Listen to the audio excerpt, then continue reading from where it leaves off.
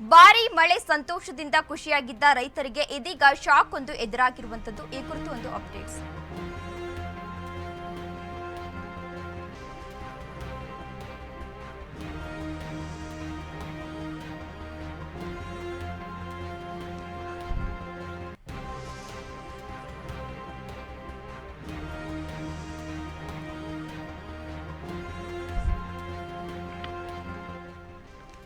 ಭಾರಿ ಮಳೆ ಬಂದು ಸಂತಸದಲ್ಲಿದ್ದ ರೈತರಿಗೆ ಇದೀಗ ಶಾಕ್ ಒಂದು ಎದುರಾಗಿರುವಂತದ್ದು. ರೈತ ಸಂಪರ್ಕ ಕೇಂದ್ರದಲ್ಲೇ ಕಳಪೆ ಬೀಜ ಪೂರೈಕೆಯನ್ನ ಮಾಡಲಾಗಿದೆ. ಕೃಷಿ ಅಧಿಕಾರಿಗಳ ಮೇಲೆ ಅನ್ನದಾತರು ಆರೋಪವನ್ನ ಮಾಡಿರುವಂತದ್ದು. ವಿಜಯಪುರದ ಮುದ್ದೇಬಿಹಾಳದ ರೈತ ಸಂಪರ್ಕ ಕೇಂದ್ರದಲ್ಲಿ ಕಳಪೆ ಬೀಜ ಪೂರೈಕೆಯಾಗಿರುವಂತದ್ದು. ಮುದ್ದೇಬಿಹಾಳ ತಾಲೂಕಿನ ರೈತರು ಅಧಿಕಾರಿಗಳ ವಿರುದ್ಧ ಆಕ್ರೋಶವನ್ನ ಹೊರಹಾಕಿದ್ದಾರೆ.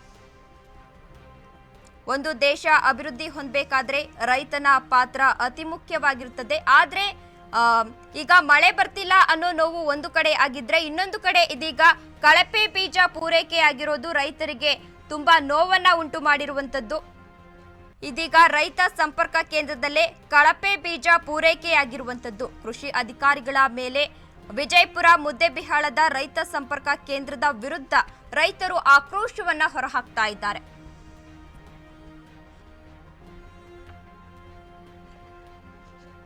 ಈ ಕುರಿತು ಹೆಚ್ಚಿನ ಮಾಹಿತಿಯನ್ನ ನೀಡಲಿದ್ದಾರೆ ನಮ್ಮ ಪ್ರತಿನಿಧಿ ಓಂ ಪ್ರಕಾಶ್. ಓಂ ಪ್ರಕಾಶ್, ಇದೀಗ ಮುದ್ದೇಬಿಹಾಳದ ರೈತ ಸಂಪರ್ಕ ಕೇಂದ್ರದಲ್ಲಿ ಕಳಪೆ ಬೀಜ ಪೂರೈಕೆಯಾಗಿರುವಂತದ್ದು, ಇದ್ರ ಬಗ್ಗೆ ಏನೆಲ್ಲ ಅಪ್ಡೇಟ್ಸ್ ಇದೆ ಓಂ ಪ್ರಕಾಶ್? ಬಿಜಾಪುರದಲ್ಲಿ ಮುಂಚೆನೆ ಮಳೆಯ ಮೊದಲೇ ಬರ, ಆದ್ರೆ ಈ ಸಲ ಚೆನ್ನಾಗಿ ಮಳೆ ಬಂದಿತ್ತು. ಹಾಗಾಗಿ ರೈತರು ತುಂಬಾನೇ ಖುಷಿಯಲ್ಲಿದ್ರು.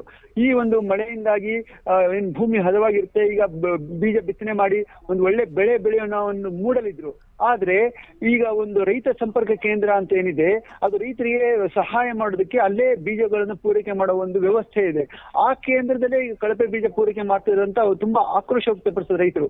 ಇದು ಆಗ್ಬಾರ್ದು ಅಂತ ಇದೇ ಜೂನ್ 9ಕ್ಕೆ ಅಲ್ಲಿನ ಜಿಲ್ಲಾಧಿಕಾರಿ ಟಿ ಭೂಪಾಲನ್ ಅವರು ಈ ಒಂದು ಮೀಟಿಂಗ್ ನಡೆಸಿ ಅಲ್ಲಿ ರೈತರಿಗೆ ಯಾವುದೇ ರೀತಿಯಾದಂತಹ ಬೀಜ ಮತ್ತು ರಸಗೊಬ್ಬರ ಕೊರತೆ ಆಗದೆ ಇರಂಗೆ ನೋಡ್ಕೊಳ್ಬೇಕು ಅಂತ ತಾಕೀತು ಕೂಡ ಮಾಡಿದ್ರು.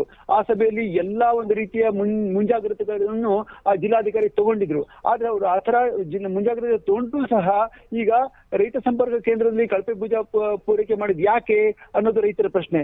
ಈಗ ಕೃಷಿ ಅಧಿಕಾರಿಗಳು ಈ ತರ ಮಾಡಿದ ಅನ್ನೋದು ಆರೋಪ ರೈತರ ಇರೋದ್ರಿಂದ ಇದ್ರ ಬಗ್ಗೆ ಒಂದು ತನಿಖೆ ನಡೆಸಲೇಬೇಕಾಗುತ್ತೆ ಜಿಲ್ಲಾಧಿಕಾರಿಗಳು. ತಿಳಿಸಿನಿ. ಓಂ ಪ್ರಕಾಶ್, ಇದೀಗ ಅಧಿಕಾರಿಗಳೇ ಈ ರೀತಿ ಮೋಸ ಮಾಡಿದ್ರೆ ರೈತರ ಮುಂದಿನ ಗತಿ ಏನು ಎನ್ನುವ ಪ್ರಶ್ನೆ ಎದುರಾಗ್ತಿದೆ. ಇದ್ರ ಬಗ್ಗೆ ಓಂ ಪ್ರಕಾಶ್. ಹೌದು ತೇಜಸ್ವಿನಿ, ಈಗ ರೈತರು ಯಾರನ್ನ ನಂಬೋದು ಯಾರನ್ನ ಬಿಡೋದು ಅನ್ನೋ ಒಂದು ಸಂದಿಗ್ಧದಲ್ಲಿದ್ದಾರೆ. ಯಾಕಂದ್ರೆ ಅಧಿಕಾರಿಗಳು ಬೇಲಿನೇ ಎದ್ದು ಹೊಲ ಮೇದ್ರೆ ಯಾರಿಗೆ ನಾವು ಕೇಳೋದು? ಅಧಿಕಾರಿಗಳೇ ಅಂದ್ರೆ ರೈತರಿಗೆ ಹೆಲ್ಪ್ ಮಾಡ್ಬೇಕಾದಂತ ಅಧಿಕಾರಿಗಳೇ ಈ ರೀತಿ ಮೋಸ ಮಾಡಿದ್ರೆ ರೈತರು ಬೀಜಕ್ಕಾಗಿ ಎಲ್ಲಿ ಹೋಗ್ಬೇಕು? ಯಾಕಂದ್ರೆ ರೈತ ಸಂಪರ್ಕ ಕೇಂದ್ರ ಇರೋದು ರೈತರಿಗಾಗಿ. ಅಲ್ಲಿ ಒಂದು ಒಳ್ಳೆ ರೀತಿಯ ಬೀಜ ಕೊಟ್ರೆ ಮಾತ್ರ ಒಳ್ಳೆ ರೀತಿಯ ಬೆಳೆ ಬರುತ್ತೆ. ಈಗ ಕಳಪೆ ಬೀಜ ಕೊಟ್ರೆ ಆ ಒಂದು ಬೀಜ ಯಾವುದೇ ಒಂದು ಉಪಯೋಗ ಬರಲ್ಲ ಮತ್ತು ಅದು ಸರಿಯಾದ ಬೆಳೆನೂ ಬರಲ್ಲ. ಹಾಗಾಗಿ ಇಳುವರಿ ಕಡಿಮೆ ಆಗಿ ರೈತರಿಗೆ ತುಂಬಾ ನಷ್ಟ ಆಗುತ್ತೆ. ಮತ್ತೆ ಮುಂದೆ ಅವರು ಅದರಿಂದ ಆ ಒಂದು ಹಾನಿಯನ್ನು ತಡ್ಕೊಳ್ಳದೆ ಆತ್ಮಹತ್ಯೆ ಪ್ರಕರಣಗಳು ಹೆಚ್ಚಾಗ್ತವೆ. ಈಗಾಗಲೇ ನಿಮ್ಗೆ ಗೊತ್ತಿರಬಹುದು ರೈತರು ಎಷ್ಟು ಕಷ್ಟಪಟ್ಟಿದ್ದಾರೆ, ಎಷ್ಟೊಂದು ಆತ್ಮಹತ್ಯೆ ಪ್ರಕರಣಗಳು ನಡೆದಂತ.